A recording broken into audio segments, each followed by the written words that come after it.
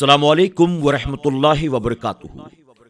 میرے پیارے آقا علیہ الصلوۃ والتسلیم کے پیارے دیوانوں، خاتون جنت حضرت فاطمۃ الزہرا رضی اللہ تعالی عنہا کی کنیزوں، تذکرۃ الانبیاء کے درس نمبر 70 میں آپ تمام کا استقبال ہے۔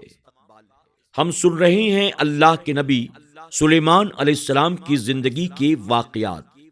ہم نے کل آپ کے متعلق بہت سارے ایسے واقعات سنے جو سراسر غلط اور جھوٹے اور من گڑنت تھے۔ ان میں سے کچھ واقعات ایسے بھی ہیں جو اللہ کے نبی کی دشمنی میں یہودیوں نے گڑھ رکھا ہے۔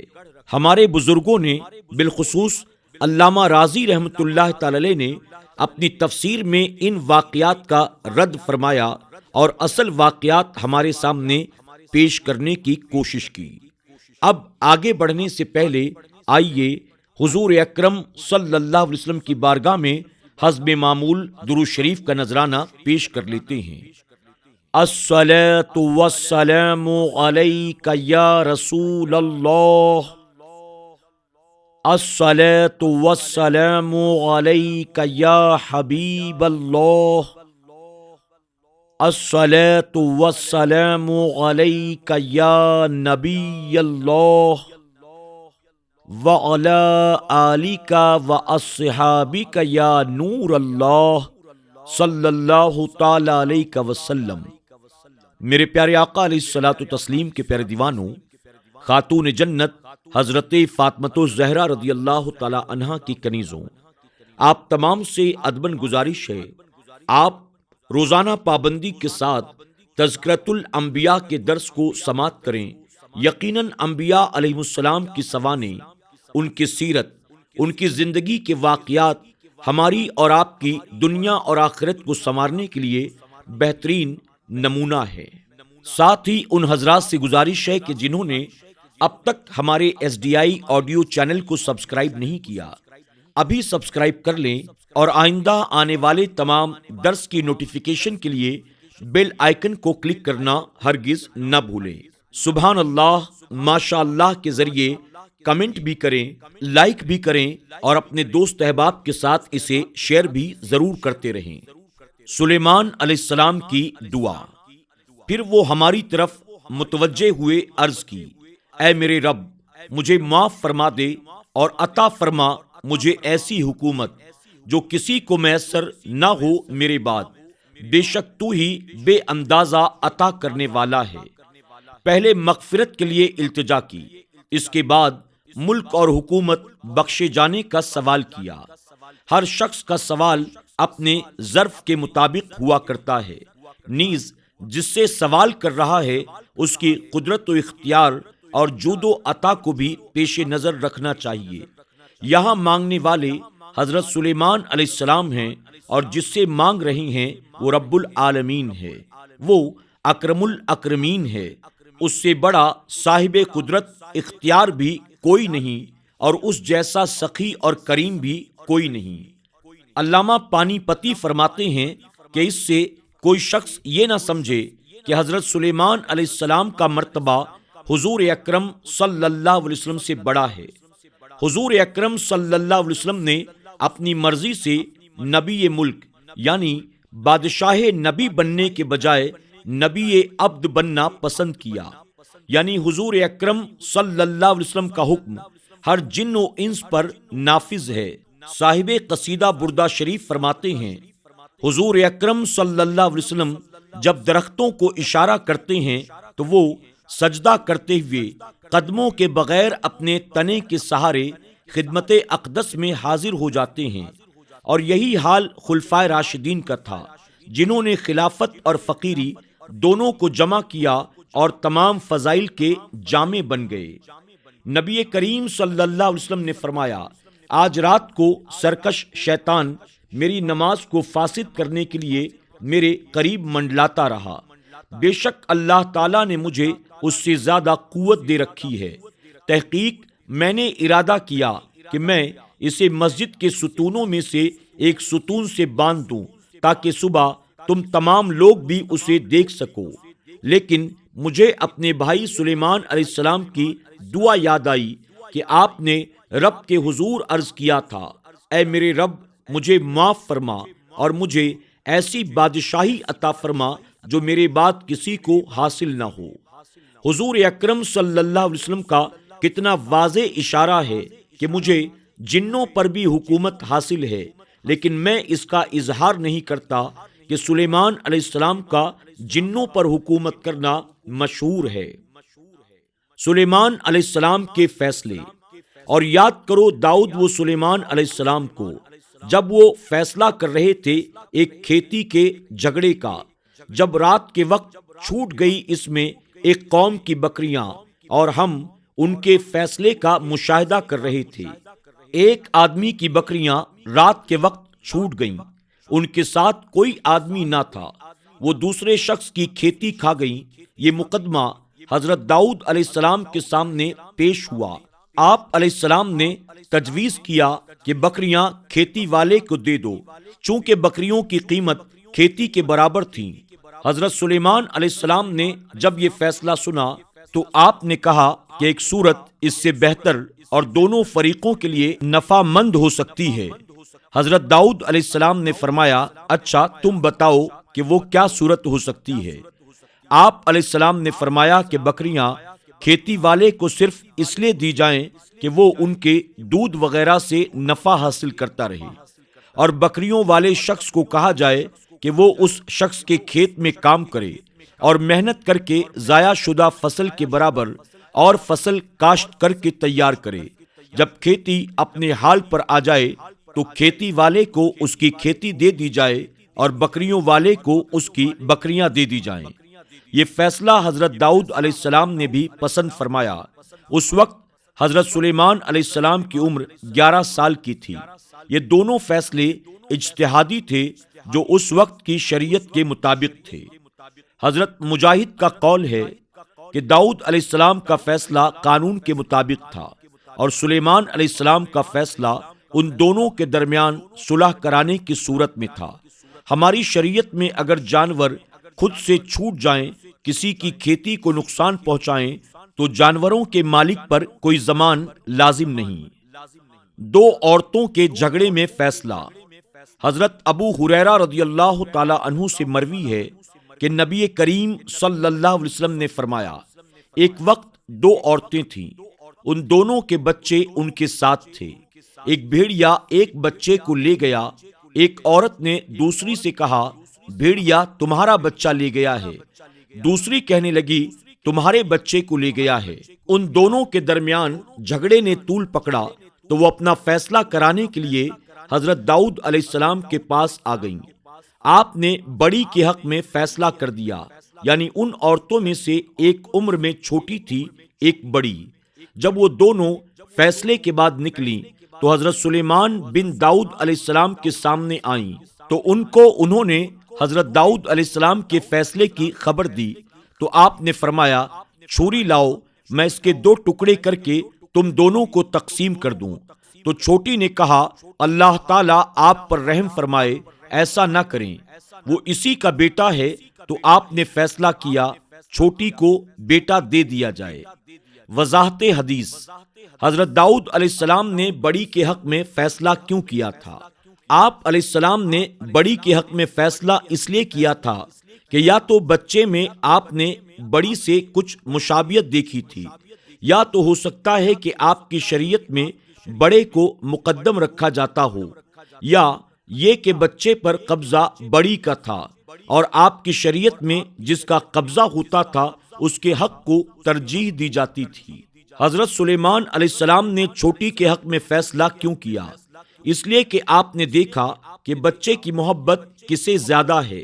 جب آپ نے فرمایا کہ چھری لاؤ، میں اس کے ٹکڑے کر کے تم دونوں میں تقسیم کر دیتا ہوں، آپ کے اس ارشاد پر بڑی خاموش تھی، کیونکہ حقیقتاً وہ جانتی تھی کہ میں جھوٹی ہوں۔ اس وجہ سے بھی وہ خاموش تھی کہ میرا بیٹا تو ضائع ہو چکا ہے، یہ بھی قتل ہو جائے تو دوسری عورت کو بھی میری طرح غم لاحق ہوگا۔ لیکن چھوٹی نے کہا، حضور اسے قتل نہ فرمائیں بلکہ اسے ہی دے دیں، کیونکہ جب حقیقت میں بیٹا ہی اسی کا تھا تو اسے ازروئے محبت بیٹے کا قتل ہونا پسند نہیں آیا، بلکہ اس کی خواہش یہ تھی مجھے ملے نہ ملے لیکن کم سے کم زندہ تو رہے۔ چھوٹی کے اس پیار و محبت کو دیکھ کر حضرت سلیمان علیہ السلام نے سمجھ لیا کہ یہ لڑکا اسی کا بیٹا ہے، دوسری کا نہیں، لہٰذا آپ علیہ السلام نے اسی کے حق میں فیصلہ فرما دیا۔ حضرت سلیمان علیہ السلام نے حضرت داؤد علیہ السلام کا فیصلہ کیسے توڑا؟ قانون یہ ہے کہ ایک مجتہد دوسرے مجتہد کا فیصلہ نہیں توڑ سکتا، حالانکہ دونوں حضرات کے فیصلے اجتہادی تھے، وحی کے ذریعے کوئی فیصلہ نہیں تھا۔ حضرت سلیمان علیہ السلام کے فیصلے سے حضرت داؤد علیہ السلام کا فیصلہ بظاہر توڑنا درست نظر نہیں آتا، لیکن اس کی چند وجہیں ہیں۔ پہلی، حضرت داؤد علیہ السلام نے حتمی فیصلہ نہیں فرمایا تھا، بلکہ بڑی کے قبضے کو دیکھ کر بچہ اسی کے پاس رہنے کی رائے قائم کی تھی۔ دوسرا، حضرت داؤد علیہ السلام نے فتویٰ جاری کیا تھا۔ فتوے میں اور قضا میں فرق ہے۔ قضا یعنی فیصلے پر عمل لازم ہوتا ہے، لیکن فتوے پر عمل لازم نہیں ہوتا، کیونکہ مفتی کو عمل کرانے کا اختیار حاصل نہیں ہوتا۔ تیسرا، ممکن ہے کہ آپ کی شریعت میں ایک مجتہد دوسرے مجتہد کا فیصلہ توڑ سکتا ہو اور یہ صورت جائز ہو۔ چوتھا، حضرت سلیمان علیہ السلام نے اظہار حق کے لیے ہیلا کیا، اس پر چھوٹی کا سچا ہونا جب واضح ہو گیا تو حضرت داؤد علیہ السلام نے خود ہی اپنا فیصلہ واپس لے لیا ہوگا۔ دیو آپ کے تابع اور تمام معمار اور غوطہ کھور آپ کے تابع کر دیے، یعنی کچھ وہ جن تھے جو فن تعمیر میں ماہر تھے، بڑی بڑی عمارات بہت جلدی تیار کرتے، اور کچھ جن دریاؤں سمندروں میں گوتے لگا کر طرح طرح کے موتی، ہیرے، لال و جواہر نکالتے۔ دریاؤں میں سب سے پہلے موتی نکالنے کا کام حضرت سلیمان علیہ السلام ہی نے شروع کیا، اور آپ کے تابع کر دیے جنوں میں سے وہ جو اس کے آگے کام کرتے اس کے رب کے حکم سے، اور جو ان میں سے ہمارے حکم سے اعراض کریں ہم اسے بھڑکتی آگ کا عذاب چکھائیں گے۔ اس کے لیے بناتے جو وہ چاہتا، اونچے اونچے محل اور تصویریں اور بڑی حوضوں کے برابر لگن اور لنگردار دیگیں۔ محاریب جمع ہے محراب کی، اور حرب سے لیا ہوا ہے، جس کا معنی لڑائی کرنا ہے۔ یہاں محاریب سے مراد وہ محلات ہیں جن کی حفاظت کے پیش نظر ان کا مالک دوسروں سے لڑائی کرے، یعنی وہ قبضہ کرنے کی کوشش کریں۔ تماثیل سے مراد پیتل، تانبا، بلور، سنگ مرمر وغیرہ کی تصویریں بنانا، لیکن یہ خیال رہے حضرت سلیمان علیہ السلام کی شریعت میں تصویریں بنانا جائز تھا۔ یہی قول حضرت ضحاک اور ابو العالیہ کا ہے۔ ایک شریعت کے مسائل کو دوسری شریعت میں اس وقت تک ثابت نہیں کیا جا سکتا جب تک دونوں شریعتوں میں ان کا حکم ایک نہ ہو۔ جفان سے مراد وہ برتن جس میں طعام یعنی کھانا ڈالا جائے، ایسا برتن جس میں اتنا طعام آئے کہ جو ایک شخص کو سیر یعنی پیٹ بھر سکے، اسے صحیفتہ کہا جاتا ہے۔ جو 2 یا 3 آدمیوں کو سیر کر سکے اس کو میکلا کہا جاتا ہے، اور جو 5 آدمیوں کو سیر کر سکے اسے صحفہ کہا جاتا ہے، اور جو 10 آدمیوں کو سیر کر سکے اسے کسعہ کہا جاتا ہے۔ اور جفان مطلق برتن کو کہا جاتا ہے، خواہ چھوٹا ہو یا بڑا، لیکن یہاں کل جواب کہہ کر ثابت کر دیا کہ بڑے حوضوں کی طرح لگن بناتے تھے جن میں سے 1000 آدمی سیر ہو کر کھانا کھا لیتے۔ قدور راسیات بڑی بڑی دیگیں بناتے تھے جن کے نیچے پائے ہوتے تھے، بہت بڑی ہونے کی وجہ سے انہیں اتارا نہیں جاتا تھا۔ سلیمان علیہ السلام کی وفات۔ پس جب ہم نے سلیمان علیہ السلام پر موت کا فیصلہ نافذ کر دیا، پتہ نہ بتایا جنات کو آپ کی موت کا، مگر زمین کے دیمک نے جو کھاتا رہا آپ کے عصا کو۔ پس جب آپ زمین پر آئے تو جنوں پر یہ بات کھل گئی کہ اگر وہ غیب جانتے ہوتے تو اتنا عرصہ نہ رہتے اس رسوا کن عذاب میں۔ جنات غیب دانی کا دعویٰ کیا کرتے تھے اور اس وجہ سے انسانوں پر اپنا رعب بٹھاتے اور انہیں طرح طرح کی ایسی باتیں بتاتے جن کا تعلق امور غیبیہ سے ہوتا۔ اللہ تعالیٰ کی غیرت نے ان کا بھانڈا چوراہے میں پھوڑ دیا۔ حضرت سلیمان علیہ السلام کو اس وقت موت سے ہمکنار کیا جب وہ عصا پر ٹیک لگائے مصروف عبادت تھے۔ آپ کی روح پرواز کر گئی، لیکن آپ کا جسم مبارک عصا کے سہارے جیوں کا تیوں کھڑا رہا۔ جنات جو آپ کے حکم سے بڑے کٹھن اور مشقت طلب کاموں میں جٹے ہوئے تھے، آپ کے خوف سے سستی نہ کر سکتے تھے، وہ آپ کو کھڑا ہوا دیکھتے تو سمجھتے کہ آپ زندہ و سلامت ہیں، ذرا غفلت برتی تو کھال ادھیڑ لیں گے۔ اسی طرح پورا سال گزر گیا۔ حکم الہی سے دیمک نے عصا کو چاٹنا شروع کر دیا۔ نیچے سے اوپر تک اسے کھوکھلا کرنے میں 1 سال کا عرصہ بیت گیا۔ جب وہ بالکل کھوکھلا ہو گیا اور آپ کا بوجھ نہ اٹھا سکا تو ٹوٹ گیا اور آپ نیچے زمین پر آ گئے۔ تب جنات کو پتا چلا کہ جس کے خوف سے انہوں نے اپنے آپ کو مصیبت میں مبتلا کر رکھا تھا، وہ تو عرصہ پہلے ہی وفات پا چکا ہے، تو اب ان کے دعوے کی حقیقت فاش ہو گئی۔ نیز وہ لوگ جو ان جنات کے غیب دانی کے دعوے کو سچا سمجھ رہے تھے، انہیں بھی پتا چل گیا کہ یہ اپنے دعوے میں سراسر جھوٹے ہیں۔ طبینت کا فاعل یا تو جن ہیں، یعنی تمام جنوں پر یہ حقیقت واضح ہو گئی کہ ان کے سردار جو غیب دانی کی لافیں مارا کرتے تھے وہ بالکل جھوٹے ہیں۔ اگر انہیں غیب کا علم ہوتا تو وہ سال بھر اپنی جان کو اس مصیبت میں نہ ڈالے رکھتے۔ یا اس کا مفہوم یہ بھی ہے کہ لوگوں پر حقیقت کھل گئی کہ جنات کو غیب کا کوئی علم نہیں۔ جنات کے سرے غرور کو خاک میں ملانے کے ساتھ ساتھ اللہ تعالیٰ نے شان نبوت کا مشاہدہ بھی کرا دیا۔ عام انسان اگر عصا پر ٹیک لگا کر کھڑا ہو اور وہ اونگ جائے تو اس کا توازن برقرار نہیں رہتا اور فوراً زمین پر گر پڑتا ہے۔ پھر موت کے بعد چہرے کی رنگت بدل جاتی ہے، جسم میں طرح طرح کے تغیرات رونما ہونے لگتے ہیں، لیکن یہاں آپ سال بھر ٹیک لگائے کھڑے رہے۔ اللہ کے نبی کا چہرہ پھول کی طرح شگفتہ رہا، بدن بالکل تر و تازہ رہا۔ تعفن اور بوسیدگی یعنی جسم کا بدبودار ہونا اور سڑ گل جانا تو کجا، لباس بھی ویسے ہی پاک و صاف رہا۔ نہ موسم گرما کی حدت لو اور نہ حبس نے جسد اطہر کو متاثر کیا اور نہ موسم سرما کا کوئی اثر ظاہر ہوا۔ اللہ تعالیٰ نے بے بصیرت لوگوں کو ظاہری آنکھوں سے مشاہدہ کرا دیا کہ نبی کی ظاہری زندگی کا جاہ و جلال جو تم دیکھتے رہے ہو، اب ان کے انتقال کے بعد بھی ان کی شان رفیع کو دیکھو۔ میرے پیارے آقا علیہ الصلوۃ والتسلیم کے پیارے دیوانوں، خاتون جنت حضرت فاطمۃ الزہرا رضی اللہ تعالی عنہا کی کنیزوں، آج کے ہمارے اس درس کے ساتھ ہی سلیمان علیہ السلام کا باب مکمل ہوا۔ انشاءاللہ بہت جلد دیگر انبیاء علیہ السلام کے واقعات لے کر آپ کی خدمت میں نئے درس کے ساتھ حاضر ہوں گے۔ تب تک کے لیے ہمیں اجازت دیں۔ کل سے آپ انشاءاللہ ایک بار پھر درس نمبر 50 سے لے کر 70 تک دوبارہ سنیں گے، کیونکہ فقیر محمد صادق رضوی انشاءاللہ عمرہ کی غرض سے حضور اکرم صلی اللہ علیہ وسلم کی بارگاہ میں حاضری کے لیے روانہ ہو رہا ہے۔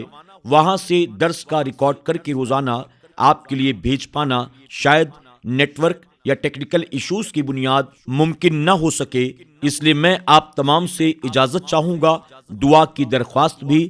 انشاءاللہ آپ تمام جو میرے ساتھ اس درس میں روزانہ جڑتے ہیں اور اسے محبتوں کے ساتھ سنتے ہیں، آپ تمام سے دعاؤں کا طالب بھی ہوں اور آپ کی طرف سے بھی انشاءاللہ حضور اکرم صلی اللہ علیہ وسلم کی بارگاہ میں سلام اور دعا بھی پیش کی جائے گی۔